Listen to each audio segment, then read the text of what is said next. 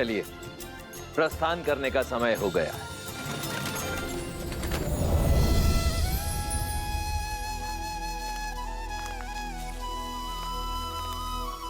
प्रभु, हम तो आपके ही पधारने की प्रतीक्षा में थे।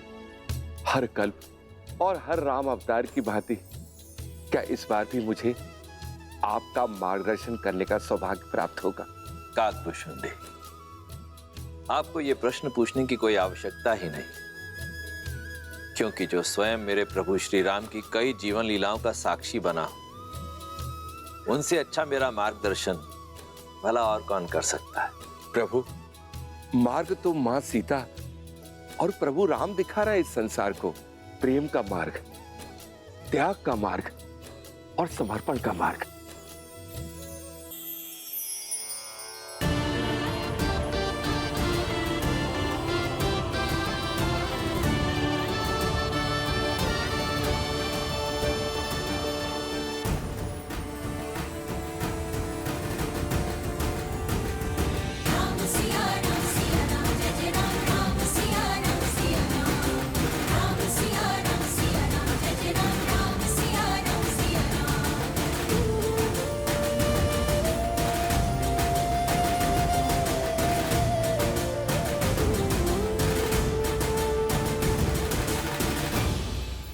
अयोध्यापति महाराज दशरथ, यह है मेरी पुत्री सीता। प्रणाम पिताश्री। सदा सौभाग्यवती भवा। और क्या आशीर्वाद दूं तुम्हें पुत्री। रूपशील हो, गुणवती हो, और सात्विकता तो तुम्हारे मुख पर है ही। अपने तेज से अपनी अयोध्या को सदैव धमकाती रहना पुत्री।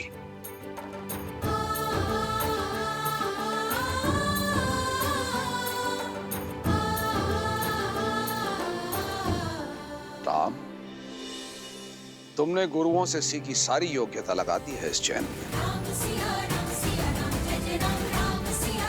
विराजी,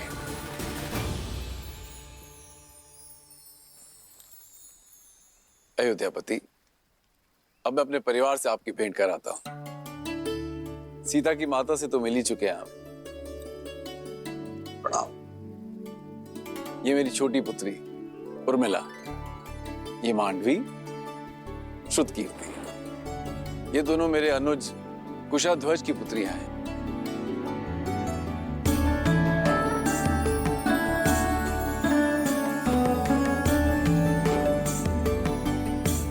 महाराज, यदि आपको कोई आपत्ति ना हो तो क्या मैं आपसे एक प्रश्न पूछ सकता हूं? आचार्य, आप श्री राम के गुरु हैं, आपको अनुमति की आवश्यकता नहीं है।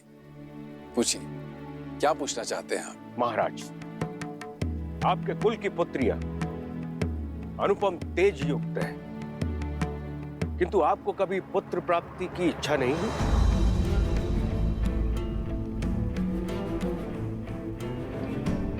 या फिर कभी इस बात का भय नहीं सताया कि आपकी मृत्यु के बाद आपको तर्पण कौन दे,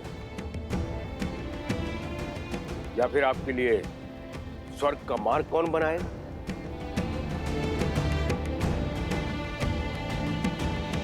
क्षमा चाहता हूं ऋषिवर, किंतु मैंने वेद, उपनिषद, स्मृतियों का गहन अध्ययन किया, किंतु कहीं भी ऐसा कोई उल्लेख नहीं कि पुत्रियों का मान, उनका पद, उनके अधिकार किसी भी रूप में पुत्रों से कम या नीचे होते हैं। न मान में, न पद में, न ही अधिकार में। मेरी पुत्री सीता ने केवल मुझे ही नहीं, अपितु मिथिला को भी एक नया जीवन दिया। बंजर भूमि में अमृत की बूंद बनकर उभरी मेरी पुत्री सीता। जिस पुत्री ने मिथिला को नरक से बचाया, उस पुत्री के होते मुझे स्वर्ग की क्या चिंता ऋषिवर। और सत्य तो यह है, सीता के जन्म के बाद मैंने मृत्यु और मृत्यु के बाद की चिंता करना बंद कर दिया है। अद्भुत, अद्भुत मिथिला नरेश। आज मुझे मेरे एक और प्रश्न का उत्तर मिल गया। किंतु महाराज, मैं ठहरा नास्तिक और लोगों का यह मानना है कि मुक्ति जो है पुत्र प्राप्ति के बाद ही होती है। कदाचित मेरे मुक्ति के मार्ग के लिए ही महादेव ने मुझे एक योग्य पुत्र दे दिया है, मेरा जमाता राम।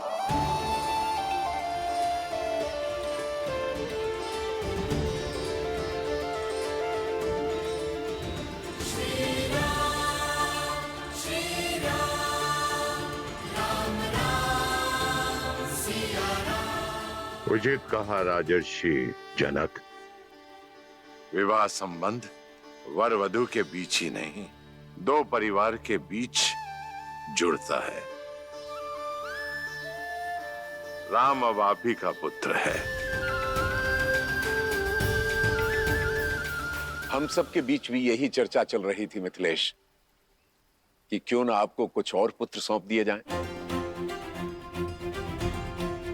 मैं आपका तात्पर्य नहीं समझा ऋषिवर। आपकी 4 पुत्रियां हैं जनक, और अयोध्या के 4 राजकुमार। इससे सुंदर संजोग और संबंध नहीं हो सकता। लक्ष्मण और उर्मिला, भरत और मांडवी, शत्रुघ्न और श्रुत कीर्ति का मेल आयु और गुण के अनुसार उत्तम होगा।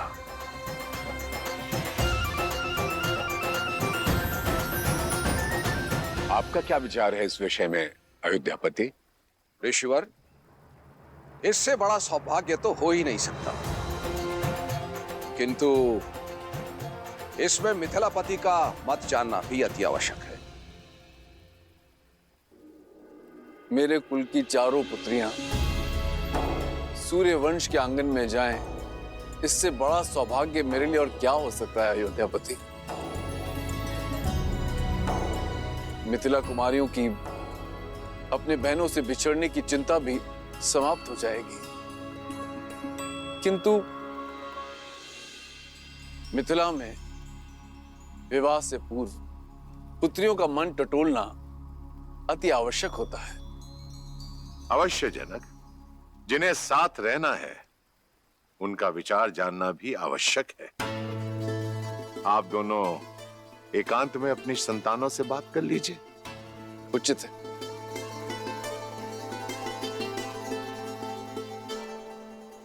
बोलो अनुज, प्रसन्न हो?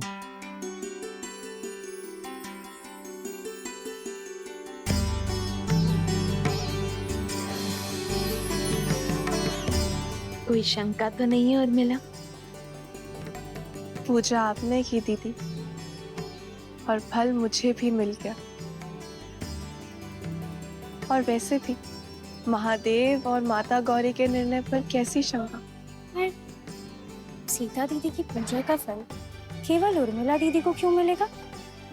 हमें भी तो मिलना चाहिए ना, क्यों मानवी दीदी? कितनी बार निवेदन करूंगा भाई, अयोध्या से संबंधी पधारे हैं। कुमारी जानकी के विवाह तक कोई भीतर नहीं जा सकता। आप लोग के भोजन का प्रबंध उधर उस पंडाल में किया गया है। भद्र, मैं भी तो कब से यही निवेदन कर रहा हूँ कि हम इसी शुभ विवाह के प्रबंध के लिए आए हैं। मैं आपको अपने दल का जब परिचय दूंगा ना, आप स्वयं समझ जाएंगे। इन दोनों को देखते हैं, ये दोनों संसार के सर्वश्रेष्ठ रसोइये हैं, और ये नन्हा सा नटखट बालक इनका सहयोगी है। और ये जो पंडित जी हैं, ये तो इतने प्रकांड पंडित हैं कि इनके ज्ञान की तुलना आप स्वयं ब्रह्मा जी से कर सकते हैं। और ये देवी जी जो खड़ी हैं, ये अद्वितीय नृत्यांगना तो हैं ही, परंतु जब वाद्य यंत्र पर अपनी उंगलियां फेरती हैं तो ऐसा लगता है कि स्वयं देवी सरस्वती आ गई हों। और मैं हूं इस दल का मुखिया राम आसरे, और ये हैं मेरी सहयोगी। अब हम भीतर जाएं? आओ। रुको, ये मिथिला का राजमहल है और विवाह राजकुमारी जानकी का। महाराज ने सभी प्रबंध सज किए हुए हैं, आपकी कोई आवश्यकता नहीं है। और हाँ, भोजन करना है तो आप लोग उधर जा सकते हैं। भोजन नहीं, हमें तो प्रबंध देखने जाने दीजिए। जाओ।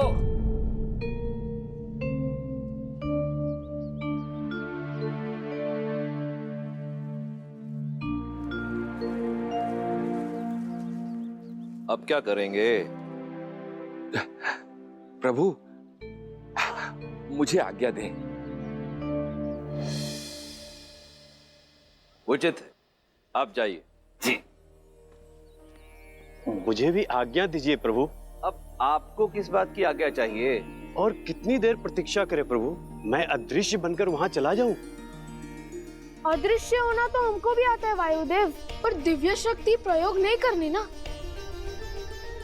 गणेश, अदृश्य होकर बहना मेरा अधिकार है। और सबसे पहले भोग ग्रहण करना मेरा अधिकार है।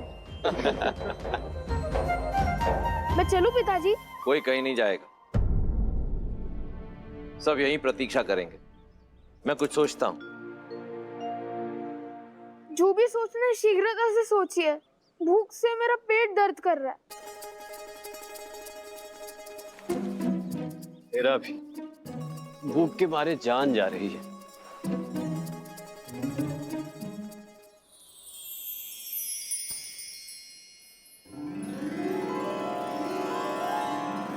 भूख से मुंह कुमला गया है पुत्र, ये लो खाओ।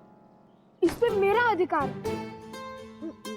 अरे तुम तो और भी ज्यादा भूखे लग रहे हो। लो ये पूरी टोकरी तुम ही रख लो। ये टोकरी का मैं क्या करूंगा माता? मुझे तो केवल ये रसीले फल चाहिए।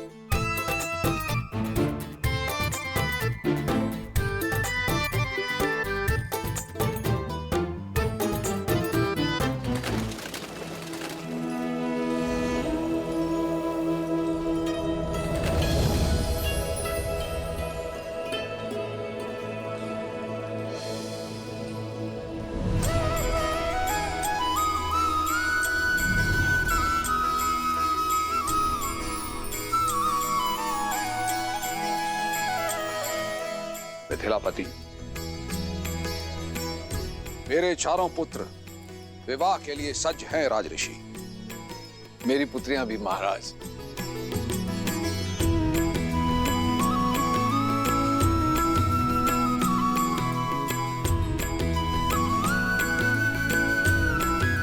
विराजी।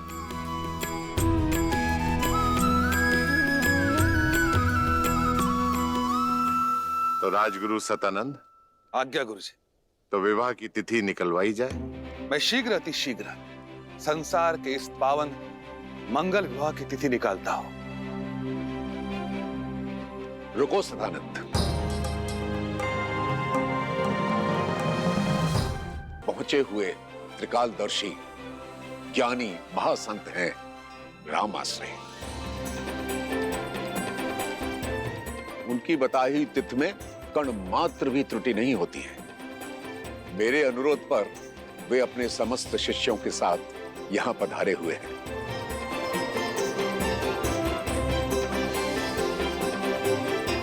मैं देख सकता हूं वो अपनी साथियों के साथ महल के द्वार पर प्रवेश कर चुके हैं।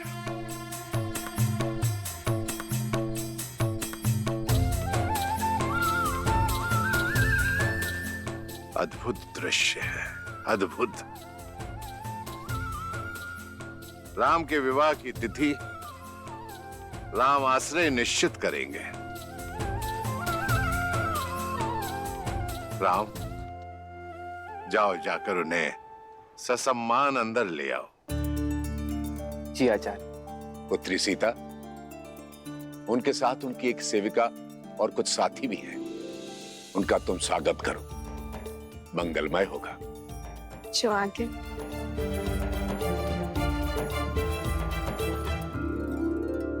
प्रभु, और कितनी प्रतीक्षा करनी पड़ेगी? अंदर जाने का अवसर कब प्राप्त होगा?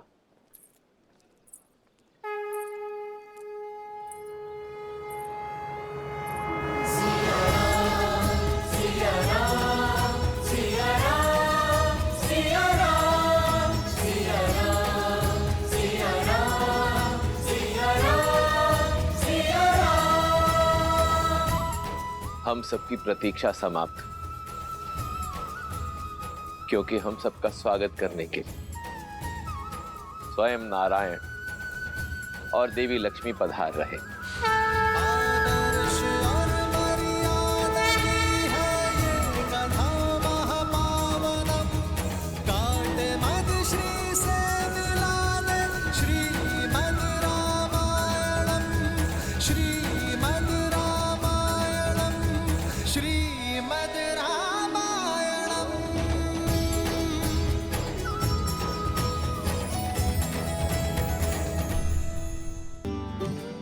प्रणिपात त्रिकालदर्शी राम आश्रय। इस राम आश्रय के तो भाग्य खुल गए कि स्वयं श्री राम उसे लेने के लिए आए।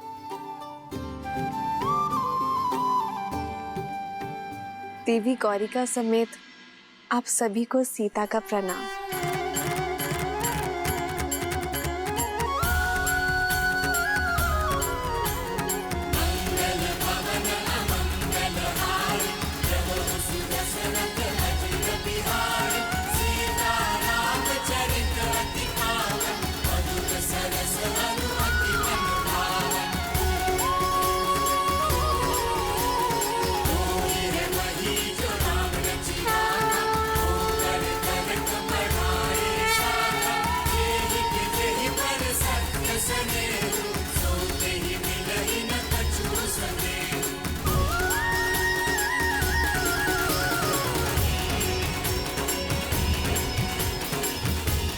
ये राम आश्रय आपको केवल ये भस्म ही दे सकता है, कृपया स्वीकार करें।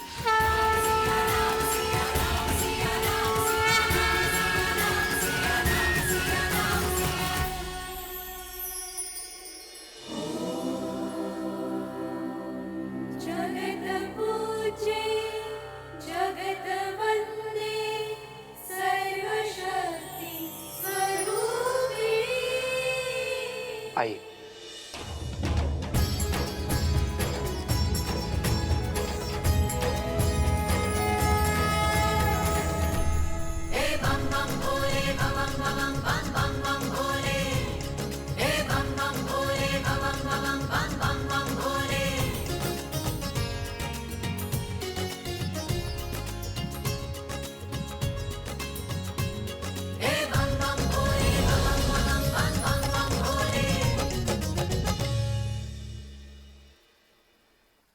महाराज, ऐसी माया तो बहुत से लोगों के हाथ में है, किंतु क्या ये केवल मनोरंजन के लिए है या फिर इसका कोई और अर्थ है?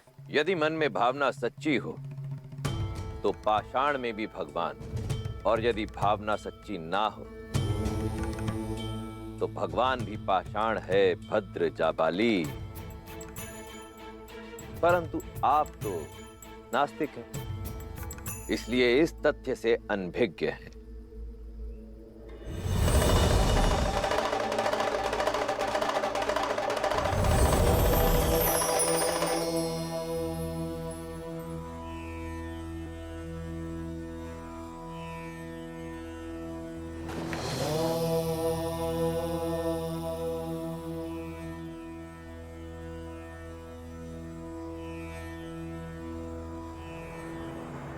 असंभव।